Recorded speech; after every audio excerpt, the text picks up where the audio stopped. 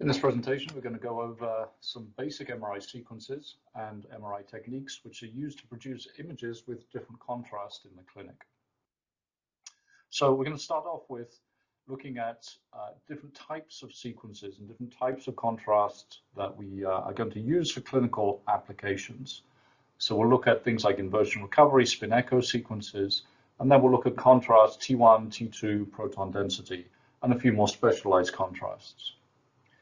From an MR point of view, then, we can sort of break things down into, for example, excitation pulses and refocusing pulses. So we'll take a look at those and see what those do. We've then got things like inversion recovery, which is a 180-degree pulse and then a 90-degree pulse, and spin echo, which is the opposite, a 90-degree pulse followed by a 180-degree pulse. And these are modules that can be used to produce quite different contrast in our clinical images. And so we'll look then at how do we construct different sequences from these basic modules that can be used to give us all the different contrasts that we're interested in.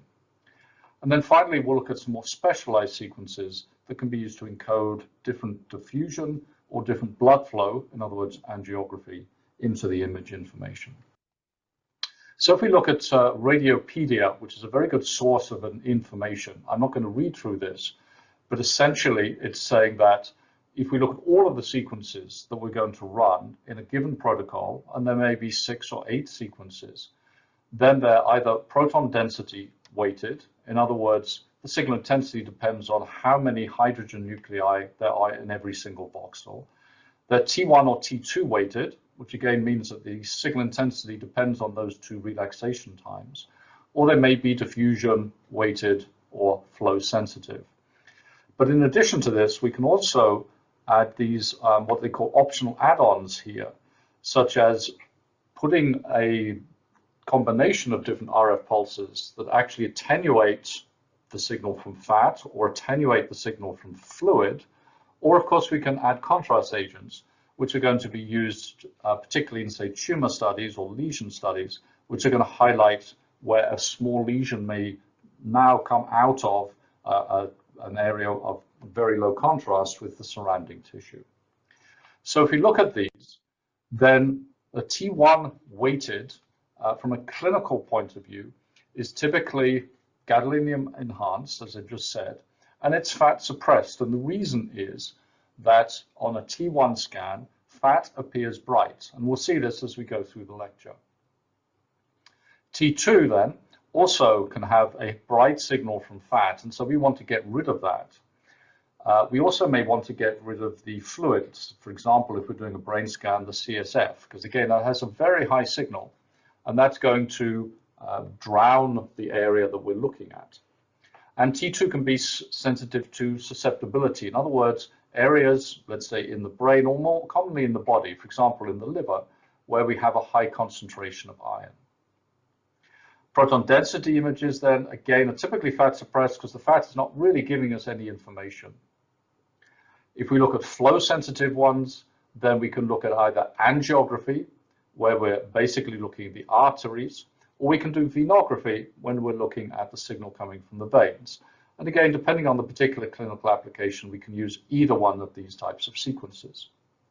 And then there's a whole range of sequences which are used for specialized applications. So functional MRI, diffusion tractography, MR perfusion, etc. So these don't form a typical part of the arsenal of a clinician, but they may be used particularly, let's say, in tumor studies or functional MRI if we're going to be planning surgery after the MRI. So let's start off by looking at a T1 weighted sequence. And typically this is the first sequence that is run on a scanner. It may take 2 or 3 minutes, and it's basically an anatomical image. So it may not have incredibly good contrast between the different tissues in the brain or between, let's say, a lesion and the surrounding tissue, but it gives us a pretty good idea to start off with about whether there is any gross anatomy within the brain. And so if we look at the signals from different tissues, anything that is fluid, so in other words, if we're looking in the brain at cerebral spinal fluid, or if we're looking in the body, we might have urine, or we might have amniotic fluid if we're looking at somebody who is pregnant, then those type of materials have a very, very long T1. And what that means is that they appear in a T1 weighted image to have very low signal intensity because they don't have time to relax back, as we heard about in the first lecture. And that means that they are somewhat black. And so that's quite useful because it means that we're going to get rid of these very, very high signal intensities. If we're looking at muscle, let's say if we're looking around the knee, something like that, typically that always has an intermediate signal intensity. As you mentioned before, fat has a very high signal intensity.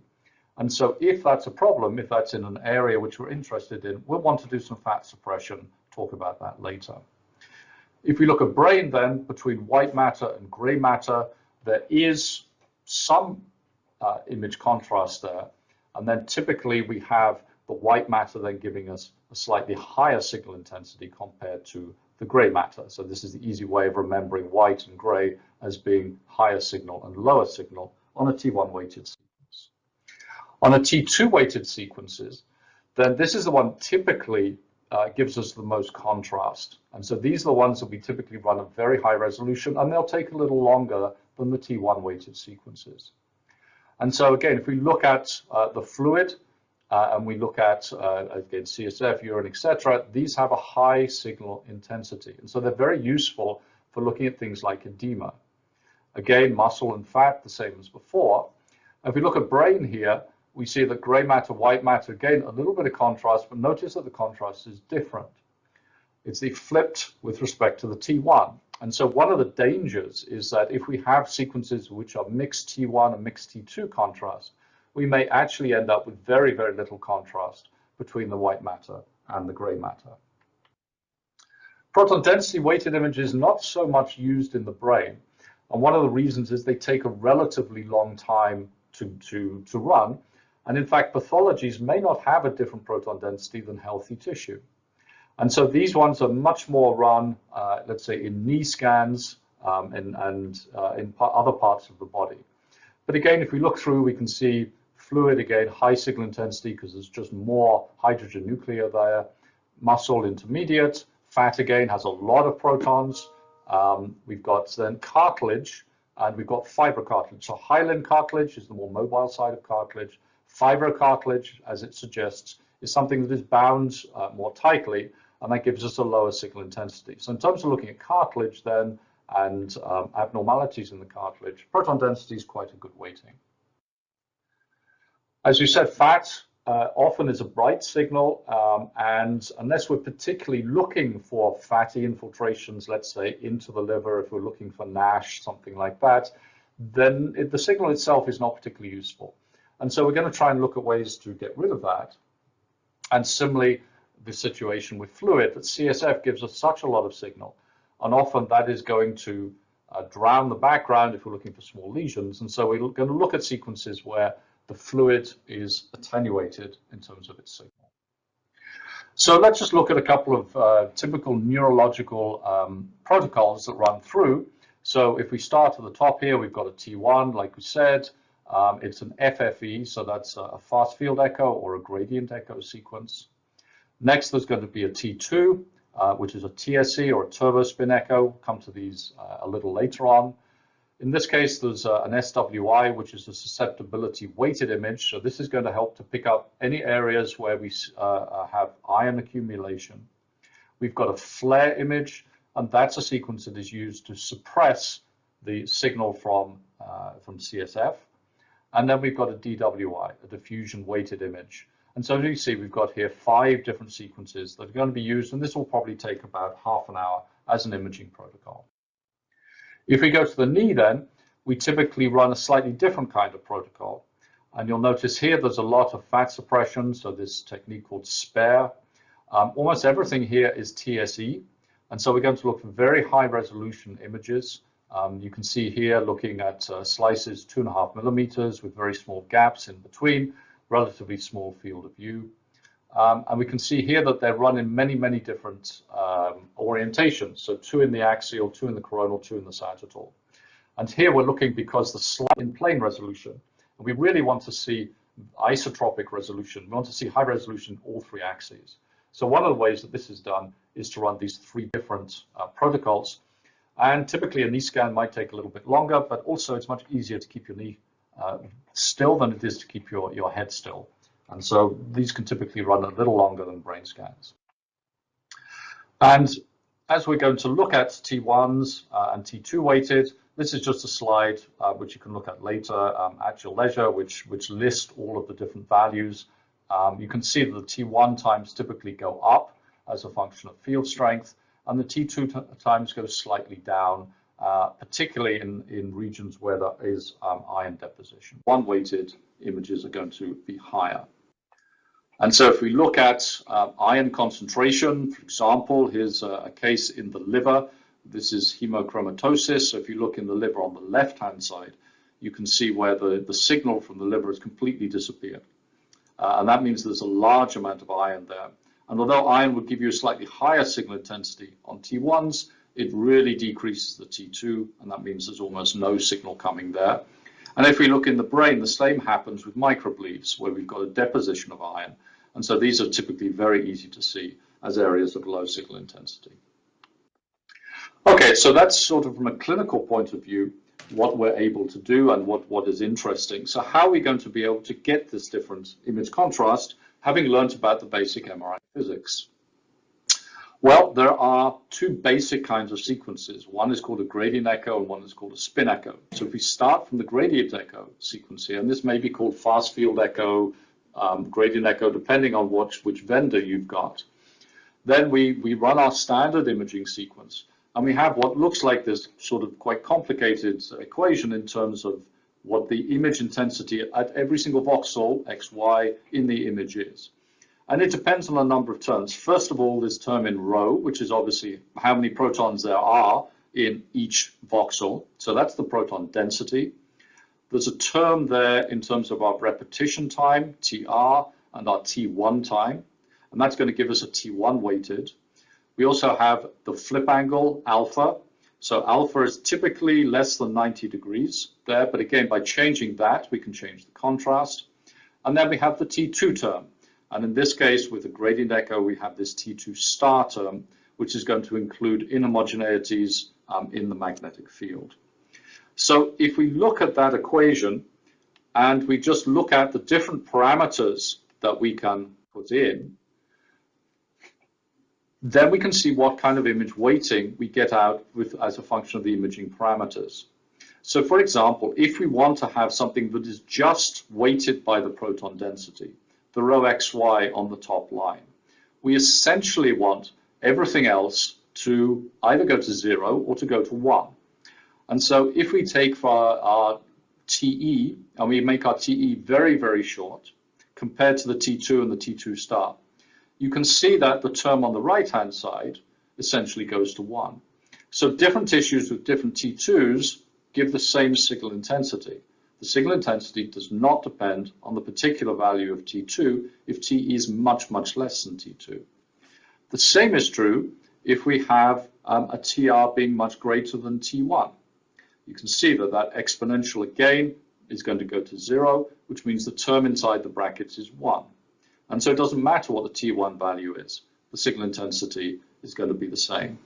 So if we just want the image to be weighted by the proton density, then we can set our TE time to be very short and our TR time to be very long.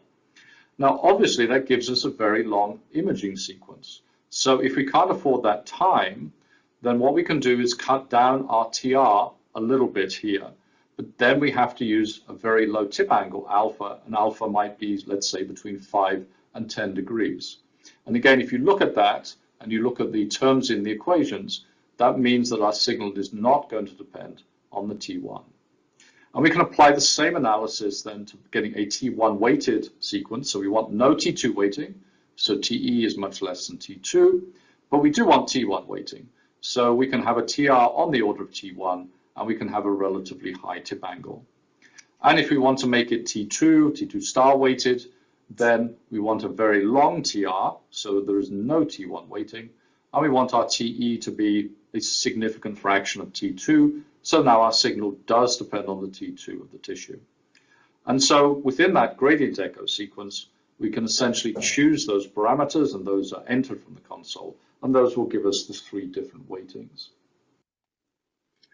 A spin echo sequence then is different in the sense that, as you see on the right-hand side, we have a 90 and a 180-degree pulse, which are causing the spins to refocus. So the 90-degree pulse flips the spins down, they dephase, the 180 flips them over, they rephase, and they give us our signal. So any effects of B0 inhomogeneity are going to be refocused by this sequence.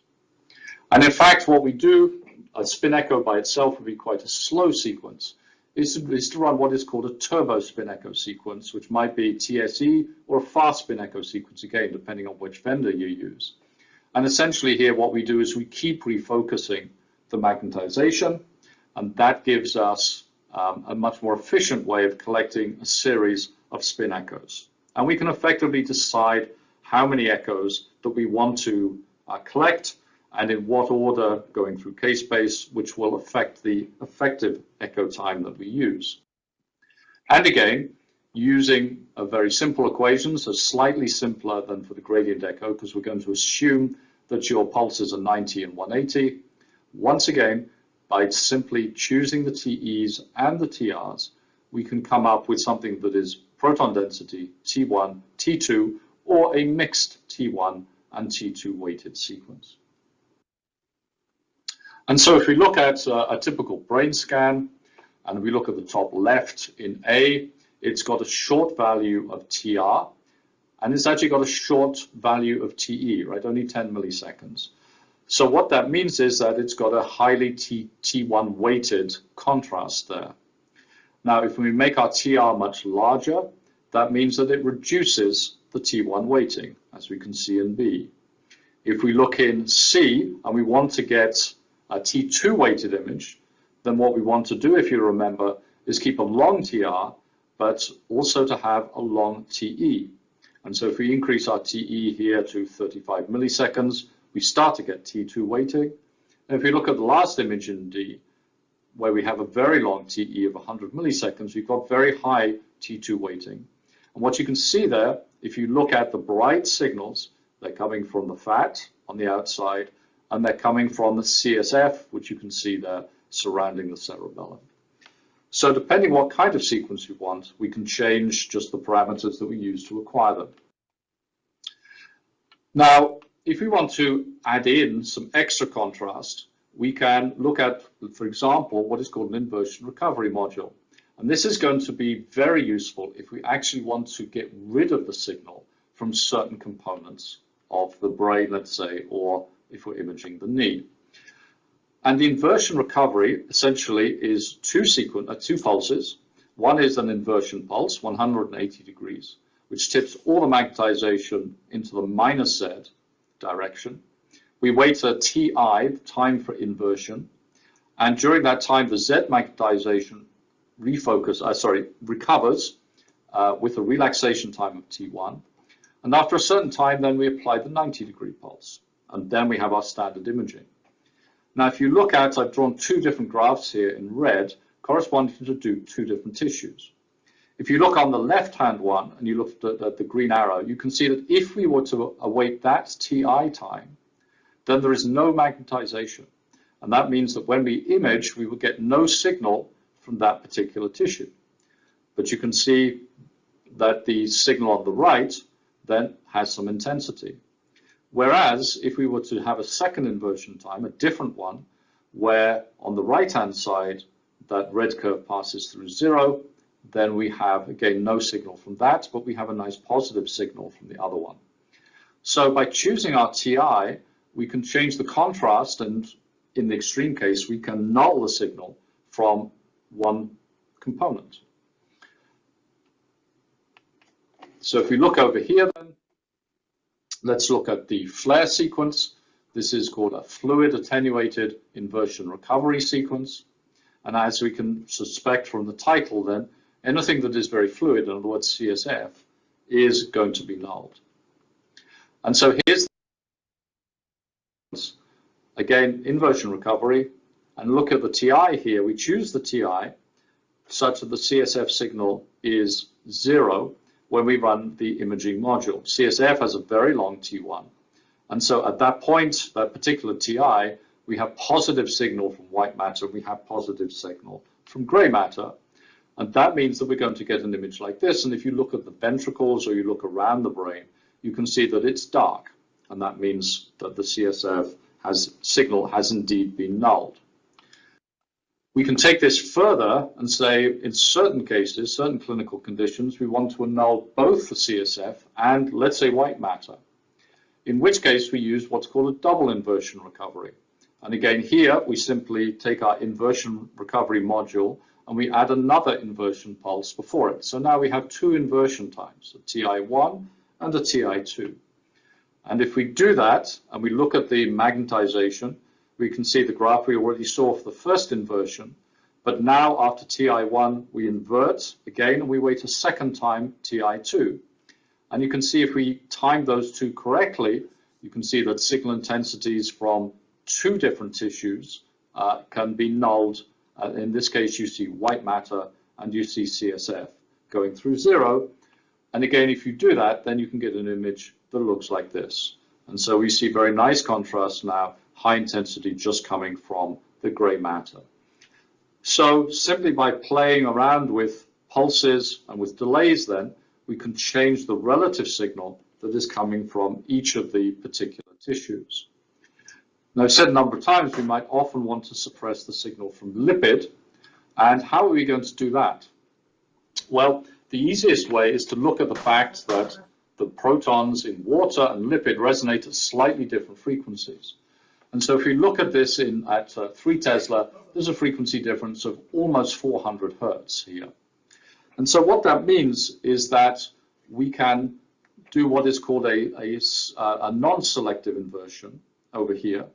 So we could just put in a 180-degree pulse, and we could invert, in other words, take the MZ to minus MZ for all the water and the lipid. And because they have different T1s, we could wait a certain amount of time until the signal from the lipid is zero, and then we could run the image and we just get a signal from water. But you can see that's not the most efficient way of doing things, because when the lipid signal is zero, the water signal also will have relaxed a certain amount. And so an alternative is a selective inversion. And so this obviously goes by spur or spare if it's an adiabatic pulse. And you can see here that we don't touch the water signal. In other words, that we've used a selective frequency pulse that only affects the lipid, that inverts the lipid. We'll wait a certain time TI until the lipid signal is zero, and then we'll image. And notice that because we haven't inverted water, we can get full signal intensity from the water in any of the tissue. And so here's a kind of an example of using one of these sequences where you see the fat signal is zero. So normally there'll be a very bright signal all the way around the muscle, and that's zero. And what you see then is the muscle signal. You also see some flow. So the high intensities there are areas where you're seeing vessels running through the muscle, the leg muscle in this case. So this kind of fat suppression is very, very often used in musculoskeletal imaging.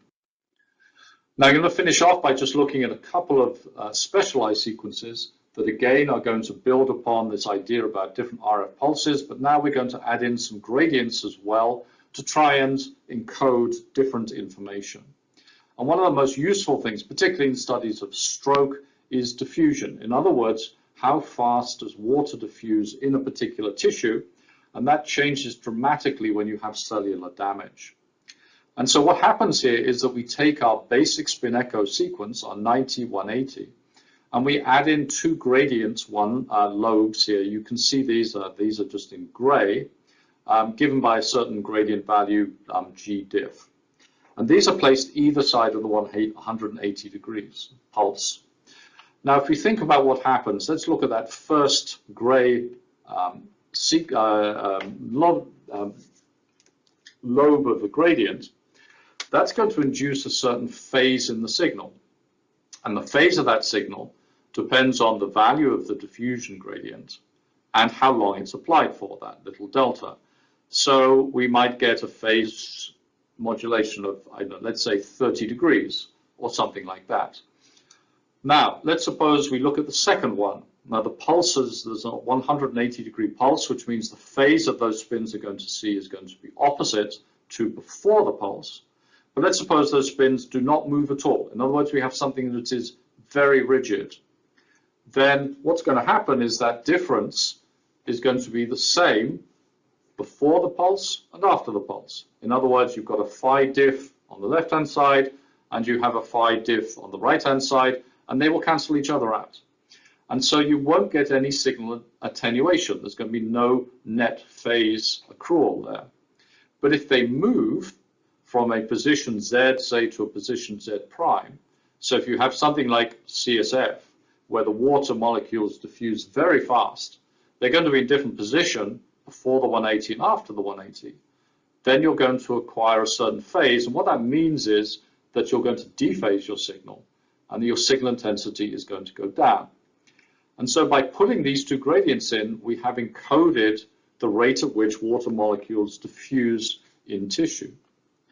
And if we write this down, we can do it in terms of a factor called B, and this is often used, you'll hear this thing B factor, right? The B factor of a diffusion scan, and it basically says how much is the signal decreased compared to a case where you don't have any diffusion.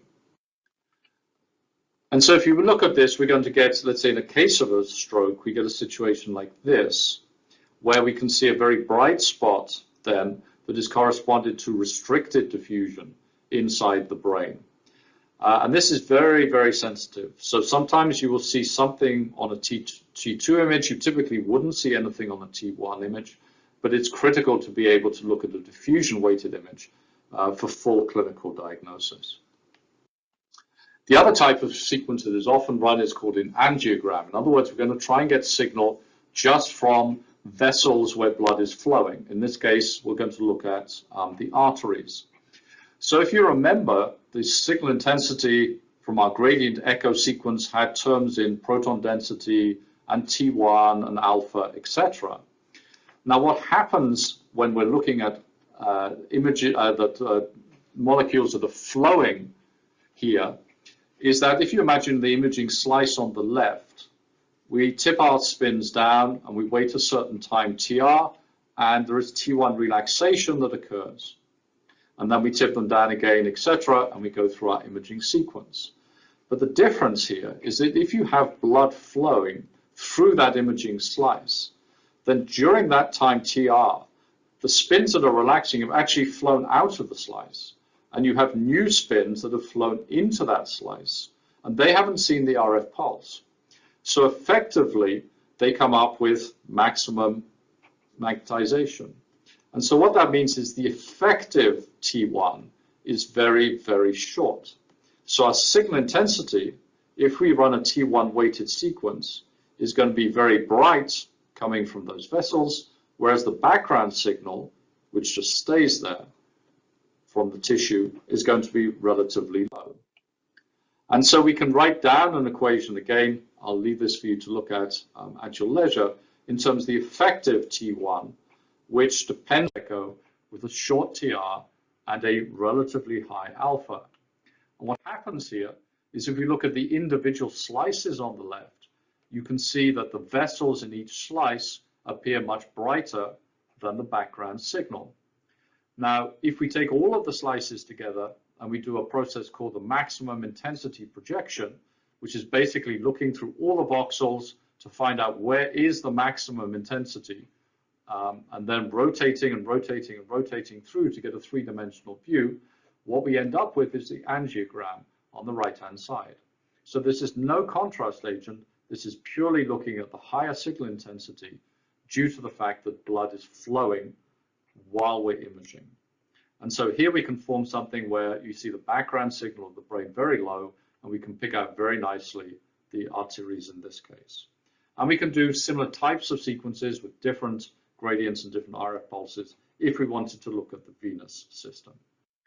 So in conclusion then, if we use different combinations of RF pulses and gradients, we can produce these images which can encode lots of different parameters, relaxation parameters, physiological parameters, such as flow, such as diffusion, and there are many, many, many other examples of which can be, if you look at some of the textbooks, you see 20, 30, 40 different kinds of sequences.